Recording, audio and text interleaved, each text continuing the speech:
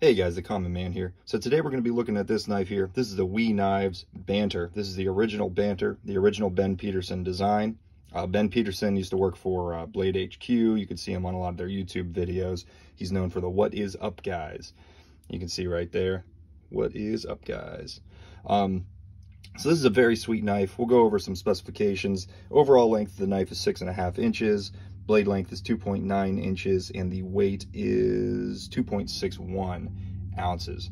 So pretty small, very lightweight knife, very compact design, and just kind of a general EDC design. Nothing too crazy, nothing too spectacular here. However, it is done extremely, extremely well for what it is. So we're looking at a spear point blade. It's going to have a flat grind going up, about 80% of the blade. It's going to have a very thin, slicey grind, very thin behind the edge. This thing is a slicing monster. It really just slices through just about anything very easily. The blade finish helps that sliciness as well. It's fairly slippery. It's a nice stone wash, very low sheen, but nice smooth stone wash finish. It's got these awesome green anodized thumb studs, which I really like. It's got a nice sharpening choil there, so sharpening, you're going to be able to sharpen this quite a few times before that starts to show. So you can go pretty high up on that blade with the sharpening. Yeah, very nice grind. It is a wee knife, so you can expect the grind's going to be good. Overall fit and finish and quality of the knife is going to be great. Wee Knives make some awesome knives. This particular knife is in the green G10. This knife can be found with several different colors in G10. You can get it with micarta, you can get it in wood, and also carbon fiber.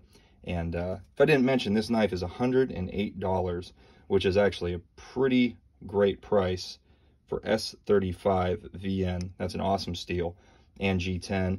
And this has kind of like partial metal liners. So it's got a full metal liner on the lock side and the frame lock, and then it's got partial metal liners over on the show side. So pretty good price for what you get. We'll go ahead and go talk about the handle. Like I said, it's going to be green G10. Pretty minimal hardware. We've got two standoffs here with screws. You got the pivot. I like that "we" symbol there. I think that looks really good. And you can see the screws on the other side. Overall, I mean, pretty basic, pretty simple knife. It's got nice edges knocked down. It's not too sharp anywhere. And then it's got this nice liner lock. You can see it is a liner lock, and that liner is actually pretty thick. That's a nice thickness on that liner lock. I don't like to see liner locks when they're running really thin material, but this one's actually got some really nice bulk to it. I like that. Locks up really good. You can see not too early, not too late. Very, very nice. Pocket clip is extremely deep carry.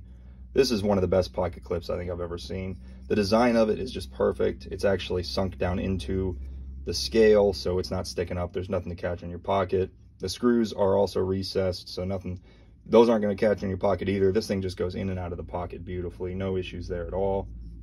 Very nice. Good tension, holds in the pocket extremely well. I've carried this knife a lot, and this knife is actually perfect, honestly, if you're wearing light materials. I have pants that are just a very light, thin material. Cargo pants cargo shorts, the same material, just super lightweight. And this thing, you really can't even tell it's in your pocket. Gym shorts, basketball shorts, this is the way to go. It carries very easily, and the action is just beautiful. Very, very flickable. You can see, you can use the thumb, you can use reverse flick is no problem. Not necessarily drop shutty, but you can see that you just give it a little bit of help, and it will fall shut, which is pretty nice.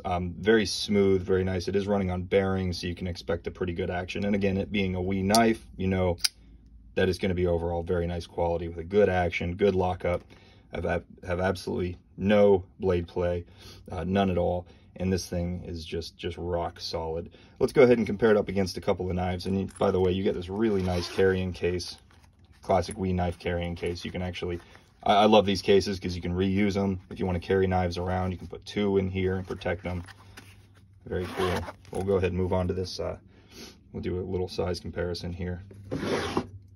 So we'll put it up against a relatively large knife, Spyderco Paramilitary 2. You can see this is a pretty decent sized knife, and the Banter is considerably smaller. We will put it up against the PM2's brother, the Para 3. Much more, much closer in size to the Para 3, but still quite a bit smaller. And then let's do it up against its sibling. Let's call this its baby brother, I guess. The Civivi Baby Banter. So you can see it is a decent amount bigger than the Baby Banter. These are obviously in the same family. This is built by Civivi, but it is also a Ben Peterson design. And this is an incredible knife running Nitro V, also G10. Very similar construction, running on bearings. Really awesome knife. And this is only like $65, right around there, $60, I think. And you got to check this out. This is an incredible, small, lightweight carry knife that I highly recommend.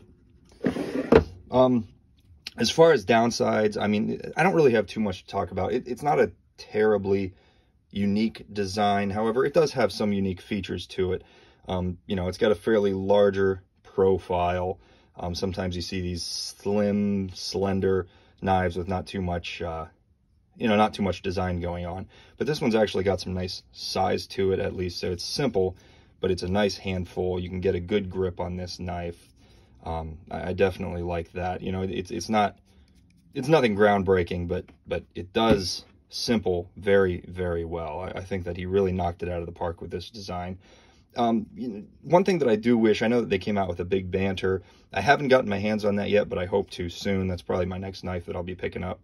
But one thing that I do think that this knife could have benefited from is a forward choil. I think if they had just stretched this, maybe not quite to the size of the Big Banter, but maybe another ½ inch, 3/4 of an inch, and put a little forward choil in there, I think that would have been nice. But honestly, it's not totally necessary because your fingers get right up close to that blade. They did the sharpening choil very well, and they gave you room for your fingers right up against that blade. So, you know, it's not necessary. I can't complain too much about that.